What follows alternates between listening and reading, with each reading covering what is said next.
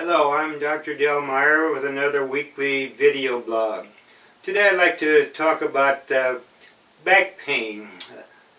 We've done some things on pain before, but back pain is a very common thing. It really drives people to the physician, and it's unbelievable how many people have back pain and how many people are basically prescription drug narcotic addicts. And people come in, they've been on narcotics for years and they don't think they're addicted. But if they came off, they would have all the tremors and all the things that people have with withdrawal. That's very common, and the key thing is to prevent back pain and do appropriate mechanics.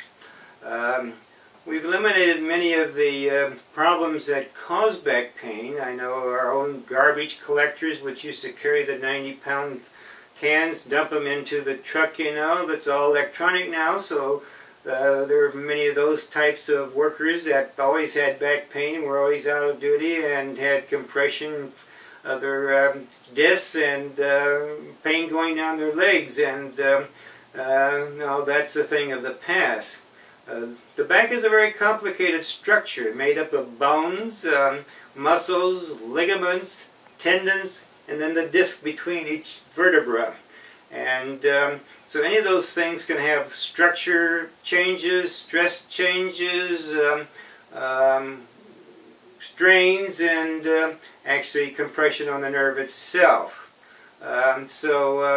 Arthritis can do this, and compression fractures. Lifting can crunch the disc between the vertebrae, and that's what gives the space for the nerve to come out. And actually, with today's sophisticated MRIs, you can actually see where the nerve should be coming out and whether the space is open.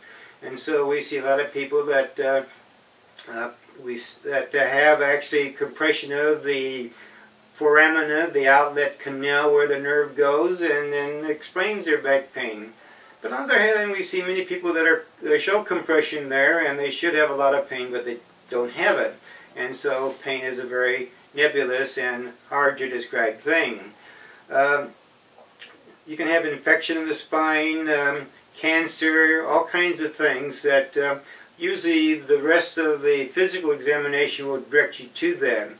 So today we're basically focusing on the back itself and the risk factors that cause back pain. One thing that's at the top of most lists is cigarette smoking. That seems kind of strange, as cigarettes would cause back pain. But cigarettes do cause aging of all skins. You can look at people who have smoked most of their lives, and the skin on their face and hands look like they're 20 or 30 years older. And so the discs of the muscles, the tendons, they all age much faster than they should. Obesity causes back pain. As you can imagine, at a normal weighted person, there's a certain amount of weight on each disc. And if you weigh twice as much, there's going to be twice as much weight on that.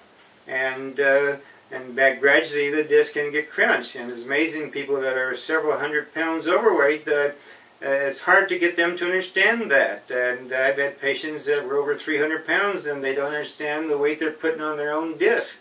And it can actually get quite high. When we step, we have twice our own weight that hits every disc. So if you're 200 pounds, it's like 400 pounds of pressure on the disc when you walk vigorously. Stepping off of a bus where you have 18-inch step down, come down suddenly, it can be as high as tenfold. And so if you weigh 200 pounds and you step off of a bus rather vigorously at 18 inches and suddenly stop, that's like 2,000 pounds of pressure on the disc. So you can imagine, if you're twice the normal weight, there's several tons of pressure on the disc. And so the weight is extremely important. So obesity is a big factor in that. Aging is a factor, and the older we get, we are more prone to back aches. They're less limber.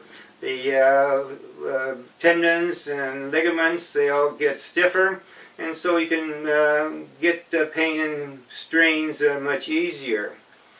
Being female also is a very high risk factor. Two reasons for that. Women get pregnant, and therefore there's a difference of body weight distribution to their spine. The other thing is women frequently wear high heels, and this totally distorts the weight transmission of the spine, and they have many problems. And so those are two female factors. We've talked about heavy exertion and lifting. Also, sedentary lives can have serious back pain. It's hard to understand that maybe, but just sitting in a chair at a desk for 4-hour stretches, a certain amount of tension in all the ligaments and tendons, and they don't get the resilience in moving.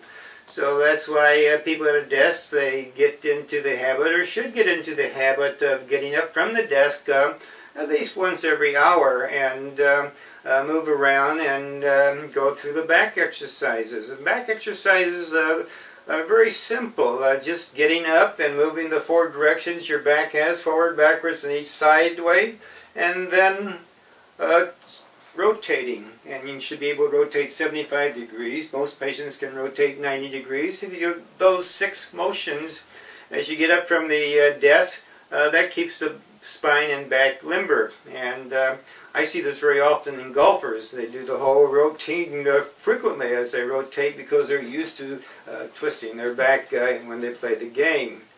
Of course, anxiety and depression also affects back pain. It's pretty hard to see a person with back pain who's not depressed, who's not anxious, and I think a lot of it is because they really don't understand the structure of a back. And people talk about what's going to break in two, and I mean the back is so tight and so interwoven with facets that there's no way if it gave, you'd be paralyzed from that point down. And so it's just a matter of getting exercises, keeping the tendons and ligaments, everything loose and working. That's it for today. Don't forget to subscribe to my channel for new videos and post any questions you have in the comments section below. I'm Dr. Meyer. Until next time, take care.